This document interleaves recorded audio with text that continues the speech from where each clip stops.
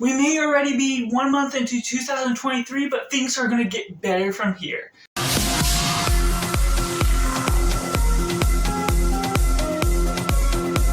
Hey everyone, it's Joshua fucking welcome to Cinema, where we focus on the film, and today I'm going to be talking about my top 15 most anticipated releases for 2023. Of course, I've had all this break, and so I'm a little bit behind on some of my uploads, but I'll be getting right back into it with the 2023 most anticipated releases. In January, there wasn't any movies that I was really high up on this list, so this list really hasn't changed since even making it at the beginning of the year. But starting off this list, coming in at number 15, we have Ghostbusters Afterlife 2.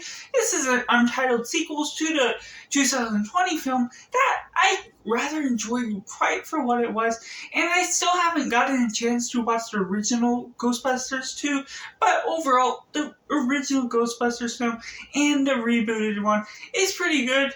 And so this one has some pretty things in store for us, hopefully. And coming in at 14, we have Blue Beetle. If you're a Cobra Kai fan, you know exactly why we should be excited for it. We're getting the Miguel actor right into the costume and getting this unfamiliar character that I'm excited to learn more about and just loving the suit we've gotten to see so far. And coming in at number 13, we have SpiderMan Across the Spider-Verse Part 1. And while I would have this higher up just because I love Spider-Man character as a character in the animated universe to this thing becomes that much more distinct from the MCU and other live-action universes we've been getting.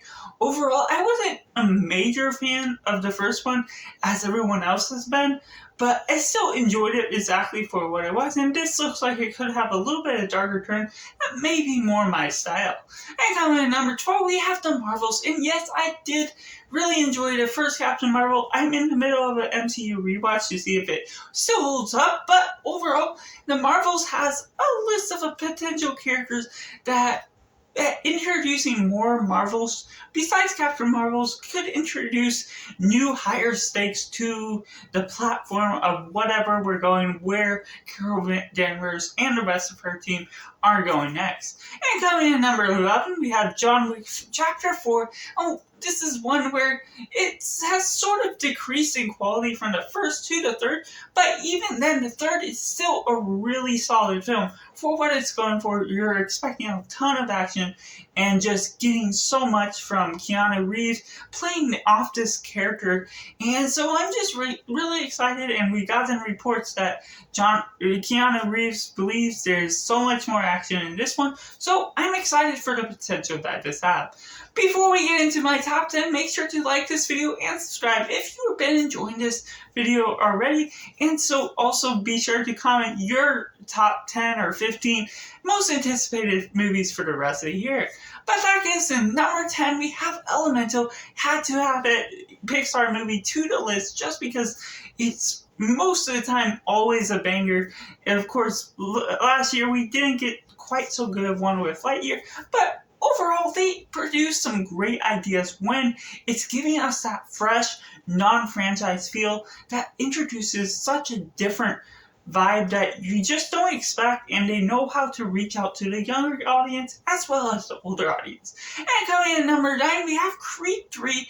Now, the Rocky franchise, it can be a little off with some of its writing, but it's always inspiring just to see the training montages and everything you're going through. And Creed franchise has been no different, and even if we're not getting Sylvester Stallone as Rocky Balboa, it's still great to see what's going to go up or down with Creed on its own. And coming in at number 8, we have Harold and the Purple Crayon. Now, this is one I haven't seen on any anticipated list, and this is based on a children's book where this kid has a purple can and he's able to draw, and whatever he draws based on his imagination comes to life. I believe this is an animated film, and that's really all I know about it, but because it is based on a nostalgic older kids book, I'm just really excited to see what sort of comes out of it. I hope the director and actors are something that really speaks to it, and I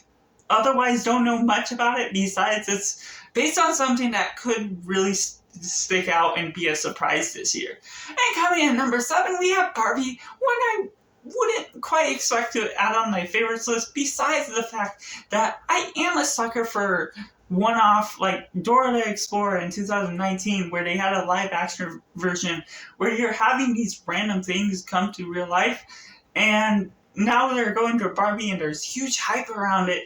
And of course that's partly because of Greta Gerwig. She's a great director, and Margot Robbie performing as Barbie is such a great actress to really perform whatever they have in store for this. That could be such a fun and wild ride, playing right next to Oppenheimer the same day. And coming in number 6, we have Saw number 10. Now, this is a wild franchise. I've only seen the first 4, and it only gets more gorier as it goes on. But overall, it does have some fun twists and turns about the way, especially with that very first one, that's one of my favorites of all time. And it's just a really interesting experience, even if they're not the best written. But seeing that they're going back from Spiral and now going back to the main Saw franchise, I'm really hoping that they have something big up their sleeves with this next one. And coming in at number 5, we have Mission Impossible Dead Reckoning. This is one that is always getting better in quality with the Mission Impossible franchise. The first trilogy was so-so for me, but it's always been getting better, and just really exciting to see what Tom Cruise has up his sleeve as he's becoming timeless and ageless with all the stunts he's pulling off, and this being the first part of a 2-part series to end the Mission Impossible franchise is exciting. And coming in number 4, we have some bangers that are coming in from here on out for me that are pretty equally ranked of how excited I am for him. Oppenheimer from Christopher Nolan, one that's going to be so insane the way he doesn't do any CGI with his films. He really knows how to craft masterpiece after masterpiece, and the way this is going to be such a bizarre story that might be very different than what we've seen before with him. I'm just going to be amazed by all the technical elements they bring to the screen. And coming in number 3, we have Indiana Jones and the Dial of Destiny. And while the Indiana Jones franchise is something I didn't expect we would return to, coming in with the director of James Mangold is something that is going to be really holding some high stakes, as I really adore most of his films that I've seen thus far, and I feel it will really deliver well, especially with the trailer we gotten so far.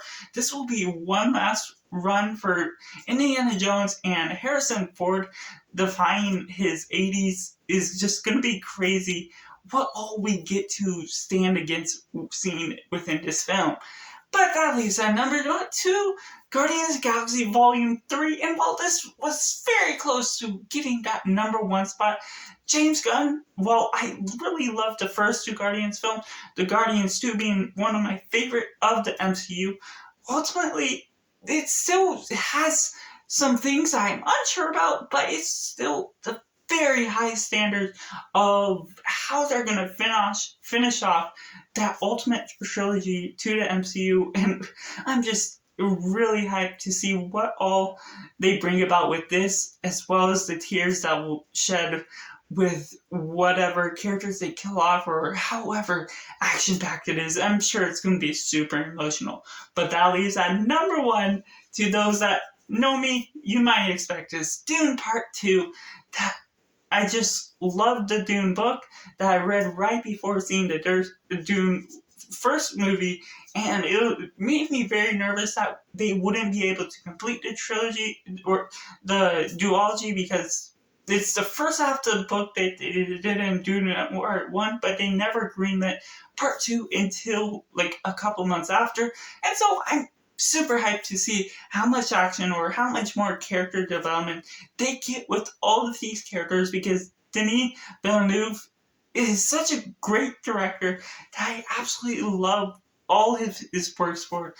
And so ultimately I'm just hyped as heck to see whatever comes about of how accurate they bring the book to the screen. So that's just all my picks for my top 10, 15 most anticipated of 2023. Let me know your picks on the comments below. Thank you for watching.